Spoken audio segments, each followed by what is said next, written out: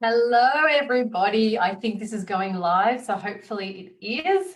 I wanted to thank you very much for joining me today on my very first of a 2-week program where I will be sharing some very common, or some tips for some very common project issues that we all encounter, and sometimes they're not even specific to projects. So even if you're not necessarily always on projects, maybe you can get some nuggets here anyway. It's something that these are things that come up all the time in my day-to-day project life, through consulting, through coaching, through training, and the common questions that I am asked when I am talking and interacting with people on projects all the time. So I thought I'd share them with you. Why not anyway? So today I wanted to start by talking about the project whys. A lot of the times we get started on a project, we dive in, particularly when we're not necessarily involved in thinking about the whys. We're involved in here's the plan, here's the strategy, just go out and deliver it, here's the job that you're all being asked to do. But the thing is that by not knowing exactly why this project has been initiated to begin with, it does actually make it very difficult for you when you are negotiating with your stakeholders, when you're trying to make certain decisions on things, when you even know what your expectations are, what the expectations are of you. So this is why I always ask, it doesn't really matter what role you're in. I think irrespective of your role, you should always just try and ask the why. Why are people actually wanting to have this project done? So there is some sequence that I'd like to follow through today. So essentially, when you are asking why, you're actually asking that of your stakeholders, because somebody at some point thought up this project. Somebody came up with this idea that this thing that they're about to roll out is going to provide some sort of improvement either to a team, to an entire organisation, or to somebody in mind. So if you can, I would always recommend you go and speak to that person, no matter who they are. They are just a person, irrespective of their title. But I guess sometimes that just means on whether you can get their time or not. But if you can, find out what it is that they want to achieve out of this. What is their grand vision? And out of asking that question, there are so many valuable pieces of information that you can discover. Firstly, you discover what they are trying to solve, what problem they're trying to solve, if there was in fact a problem, whether the expanse of the problem, what kind of role that you expect to be playing in that particular solving of that problem, and whether it's something that you're taking on that you can even deliver to. So that's why you ask why. Now, the other reason that you ask why is you want to understand what are the needs that they are trying to solve. So is this a need for a particular team, a particular individual? Is it just the person who has come up with the idea and they've had a pain point and they want to have that pain point resolved? Or is it a larger need for it's something that's going to help the company as a whole? Is it something that's going to help certain individuals? Is it something that's going to help the customers in mind as well? And you can see that when you start to ask those questions, you start to think about who you need to start to involve. So if I'm thinking it's just for an individual, then typically I'm just going to be engaging with that one person all the time, and understanding and making sure that I have their time accessible to me so that I can solve that problem. If it's benefiting a team or with a team in mind, then perhaps there'll be more than one person, or maybe there will be a few individuals I need to speak to. And then I need to start to coordinate the time in which I need to facilitate that with the right conversations with the right people. If I'm thinking about an entire company, I need to start thinking, particularly where it's a larger company, for example, I may not be able to interact with every single person, but do I then start to interact with a certain team and a representative from a team? Or do I start to interact with a certain nominated subject matter experts, for example, or is it just a leadership team? So those are the sorts of things that I'm starting to think about it, and who is my audience essentially? Who are the people who are going to help me roll out this project successfully? And if it is my customers, will my stakeholders even give me access to the customers to be able to find out what their needs are, to be able to solve their problems and potentially develop the right project as well. So asking that simple question already gives me an insight as to how big this project is intended to be, or how small this project is intended to be. The other reason I ask why is to find out, does this project align to the company's overall strategy? So the company always has a strategy, and it might be a 1-year strategy of where they want to be. It might be a 5-year strategy of where they want to be, and a larger organisation typically has a 5-year strategy or plan or vision, whatever you want to call it, as to where they would like to be in that period of time. So typically a project should actually align to a company strategy, because all projects should be a way, just a vehicle in which we want to achieve our overall goal. And I know that that's not always the case, but I guess the reason I would challenge, and I would ask you to think about that and ask that question, or have that in the back of your mind when you're asking the why, is because already, to me, if a company is enlisting you to roll out a project and it doesn't match at all with the company strategy, I see that as a very good opportunity to fail, because firstly, it's just one person's idea and it doesn't resonate with the entire company's vision. It means that it's going to be more difficult for you to be able to negotiate with certain difficult stakeholders who are rolling out changes which are applicable and do align to the company's strategy. And if yours is totally left field and it doesn't even look at what the company strategy will be, then you have more issues in being able to roll it out successfully. You have more issues in being able to get the engagement you need and the adoption that you need. And it might not even make sense. It might just be a total waste of budget, for example, because it doesn't align to something, or it might be something that perhaps it will provide some good, but in the next 3 or 5 years, the company already has a plan of decommissioning that thing that you're planning on upgrading potentially, because they have something else in mind. So those are the sorts of questions that you want to start asking to find out. And again, if the stakeholders have no idea, challenge them and see if there is a way that you could make it align. You're not necessarily looking to outdo what they're saying to you, or to stop the project necessarily, but you want to help them to think about the bigger picture. And how do we make sure that this is something that everybody can benefit, even though it might be intended for one small party? We want to try and encourage everybody to benefit out of this particular change. So that's the reason that you would ask the why, and then understanding what kind of a need it serves, and whether this need satisfies the overall company's vision, and who potentially it will improve and benefit as well.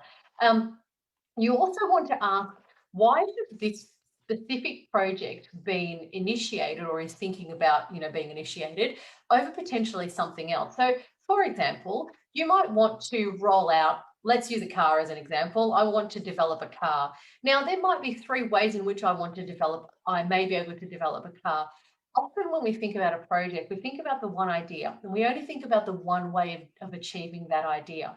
But it's actually a good idea to perhaps put that out to a larger audience and find out, how are the different ways that we can achieve the same outcome? Because sometimes when we're so close to it, we only think of one way, but we might want to encourage other ways of doing it. Or maybe there has been a reason specifically as to why we've only thought about one way of doing this. It might be because of budget. It might be because of time constraints. It might be because of the audience available to us, or the stakeholders available to us. It might be this is actually the only way of doing it. There may be many, many reasons as to why we do it this way, but this is something that you want to consider as well. And then if there is another way, we start to look at that, and that would probably be some of our feasibility studies that we would undertake. But a light version of it is, if there is another way, are there pros and cons of another way that perhaps are better, above and beyond what the way in which we had intended on doing it? And that's just a quick conversation with somebody else, or maybe a couple of other people, the stakeholders who are potentially going to be impacted, will all give us insight as to maybe there may be a different way, or maybe we've all agreed that this is actually the best way of doing it. So the things that you want to take into consideration are, why are we doing it specifically this way? Are there perhaps some budgeting reasons? There may be some structural reasons. There may be some resourcing reasons, but these are all considerations too. The next reason that we ask why is to keep the project on course. So it does, when we understand what the overall vision is, what it is that we're trying to achieve as a whole, it also helps us to plan better. It helps us to make decisions, whether we want to do it one way or whether we want to do it a different way. If we understand that this system is meant to be implemented, where we're basically trying to roll out a larger program of work, we're trying to improve, let's say as an example, all of our systems, and then we need to provide training and what have you. We might think of the right way and the right systems in which we want to start upgrading. So if we're going to do that for all of our systems, we want to make sure that all of the systems are compatible. And perhaps with this project, this is the first of many project that we will intend to roll out. So we want to make sure we understand, well, what are the other things that this will fall into? And then it helps us to make the right choice in terms of vendor, in terms of the right software, or whatever it might be that it is that we're rolling out. If we're thinking about doing a huge marketing plan project, where we're doing a rebranding, we're thinking about changing our websites, we're thinking about changing the way in which we do our marketing plans and our campaigns and what have you, and we're interacting with our stakeholders. And this is the first part, which perhaps may just be the rebranding part. We want to make sure that the rebranding will then play part into the certain marketing material we're going to choose later down the track. So these are all the sorts of things that we want, that helps us to understand. If we know that we're going to do a big marketing explosion out of all of this, then we can start to plan the right things. We can start to engage with the right people. We can make sure we have the right vendors, or external people and consultants available to us to start those conversations. And maybe we don't necessarily enlist them right now, but because we know the long-term plan, we start enlisting them, we start engaging with them now, we start to ask them some of the questions. So we have these things as considerations when we are then developing the next thing. But that's another reason why. And then the other thing is justification to achieving stakeholder consent and engagement is something that I've noted here, and it's something that comes up quite often. So a lot of the time we have difficult stakeholders who don't necessarily are not on that path with us. They don't necessarily want the change that we're wanting to roll out for them. So how do we cover that? How do we go through those conversations? How do we mitigate those risks, essentially? And by knowing what the overall vision is, we understand what the why is. It's much more compelling than just saying, we're going to upgrade the systems. People don't necessarily see the value in upgrading the systems, but if you're going to tell them that you're upgrading the systems as a way of automation to give them time back in their day, because you know that is something that resonates with them, because they are all overworked, they are all working their weekends, it's taking into their family time, then this is an opportunity for them to be able to get some of that time back. So now it's not just about upgrading a system. It's the upgrading of the system is actually a way in which to get them time back in their lives. And it's much more compelling reason for them to want to be engaged and then adopt whatever it is that you're rolling out. So it's giving people a true insight into not just the thing that you're doing, but the reason as to why you're doing it, the benefit that you want to roll out to them. And that leads me a perfect segue into the next point, which is really about understanding the benefits. So whenever we roll out a project, we should always know what benefits we aim to deliver. And we aim to deliver to the stakeholders, we aim to deliver to the company as a whole, we aim to deliver to our customers and anybody else who may be involved, such as external parties that we engage with, for example, such as suppliers and what have you.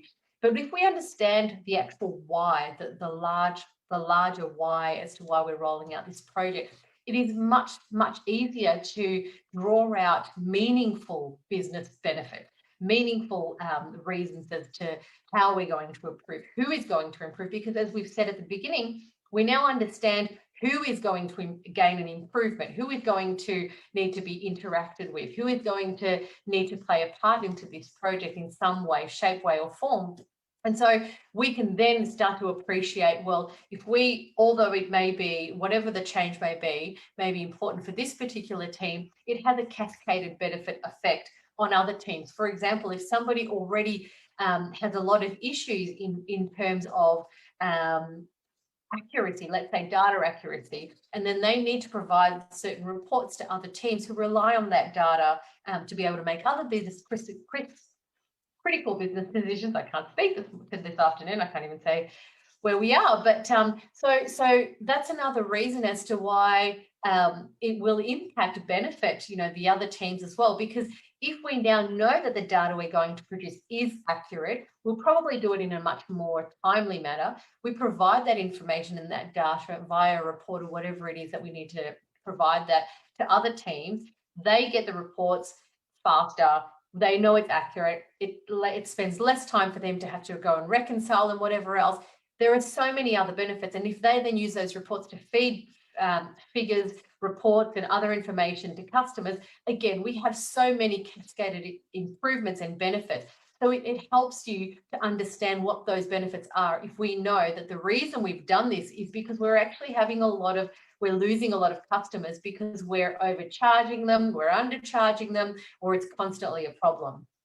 So, so that would be another reason. And then the last thing I want to end with today is it enables us to negotiate better budgets and timelines. And as we know, this is one of the biggest things that comes up on a project. And so a lot of the things that I'll be talking about over the next few weeks or the next couple of weeks really does impact on our timelines and our budgets, because all of these things translate into risk. So if we don't really understand the entire why of this project, as I said at the beginning, we don't really know how big this project is going to be or how small it's going to be. We don't know whether this organization or this stakeholder is wanting us to solve all of their business problems by this one project, in which case you would charge a lot more money than if we are just giving them a report, for example. So if they have brought you on because their why is that they are essentially about to go out of business because they're losing too many clients or they're losing too much money, and they're bringing you on as a project to be able to fill that gap, well, you have very big shoes to fill. And while you might be able to help them and support them through that process, you want to know at the beginning, because that might be a lot more of your time, a lot more of your resources, a lot more of your management as well. So versus they are wanting all of that, but they just need a report from you, because that report is then helping them to achieve or to put the right strategies in place to get to that end goal of giving them back their business, giving them back their profits, giving them back their clients, whatever it might be. So that's why you want to ask, because that firstly helps you with the right budget, and then it helps you with the right timeline as well. So you know whether this thing is going to take you 2 weeks or whether it's going to take you a year, for example. So, either might be fine by both your stakeholders and by you, but it's what you need to know, because the budget between, a 2-week project versus a 1-year project, as we know, will be very, very different. So those are some of the very, very quick reasons as to why we would ask why on a project at the very beginning. I've asked this all the time, and I've played lots of roles on a project, and I've asked it many, many times, and I've never been pushed back. Either people just don't know, or they will volunteer that information. Either way, you don't stand to lose. If somebody doesn't know, that then enables you the opportunity to start to find out that information, because you can see how helpful it is. And if they do know, then it's easy. You have the answers, and you can start getting on with the project and planning it and structuring it in the right way to set the right foundations. So thank you for joining me today. I hope you found the session useful to you. As I said, this is something that you could probably apply to anything day-to-day work, not necessarily just your project. Just asking people why they do certain things helps to really understand where they're coming from. It helps to understand what's in their mind when they're giving you some information or advice. And it gives you an insight into that person as well. So thank you, and I will be here tomorrow again. Tomorrow I'll be here at 11 o'clock. So I hope you can join me. Take care for now. Speak to you soon.